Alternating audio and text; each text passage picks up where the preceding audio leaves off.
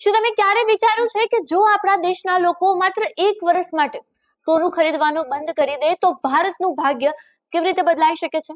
જી હા મિત્રો, આજે આપણે વાત કરીશું સોનાની આયાત અને દેશના અર્થતંત્ર વચ્ચેનું ગણિત. અત્યારે ઈરાન યુદ્ધના કારણે ક્રૂડ ઓઇલના ભાવ આસમાને છે. ભારતને આ ઓઇલ ખરીદવા માટે અબજો ડોલર રૂપિયા ખર્ચવા પડે છે.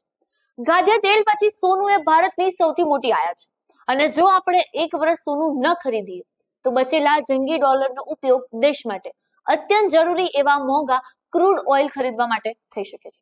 મોંઘા તેલની આયાતને લીધે ભારતીય રૂપિયો ડોલર સામે ઐતિહાસિક નીચલી સપાટીએ પહોંચી ગયો છે. સોનાની આયાત અટકવાથી ડોલરની બહાર જતી આવક રોકાશે અને રૂપિયાની કિંમતમાં સુધારો થઈ શકે છે. ક્રૂડ ઓઇલના ખર્ચને કારણે ભારતની વેપાર ખાદ્યમાં મોટો વધારો થયો છે અને આર્થિક સ્થિરતા જાળવવા માટે સરકારે અત્યારે ઈંધણ બચાવવા અને સોનાની ખરીદી ઘટાડવા જેવી આકરી સલાહો પણ આપી છે. જોકે આ નિર્ણયના કેટલાક ગંભીર પડકારો પણ જોવા મળે છે. રોજગારી તો સોનાના ઉદ્યોગમાં 1 કરોડથી વધુ લોકો જોડાયેલા છે અને વેચાણ ઘટવાથી તેમની નોકરી પર જોખમ આવી શકે છે. સામાજિક પરંપરામાં જોઈએ તો ભારતમાં સોનું માત્ર ધાતુ નથી પણ લગ્ન અને સુરક્ષા સાથે જોડાયેલી લાગણી છે. ટેક્સનું નુકસાન પણ છે. જો સરકારને હજારો કરોડ રૂપિયાની ટેક્સ આવકનું નુકસાન થઈ શકે છે. સ્મગલિંગ તો કાયદેસરની ખરીદી બંધ કરવાથી સોનાના સ્મગલિંગનું જોખમ વધી શકે છે.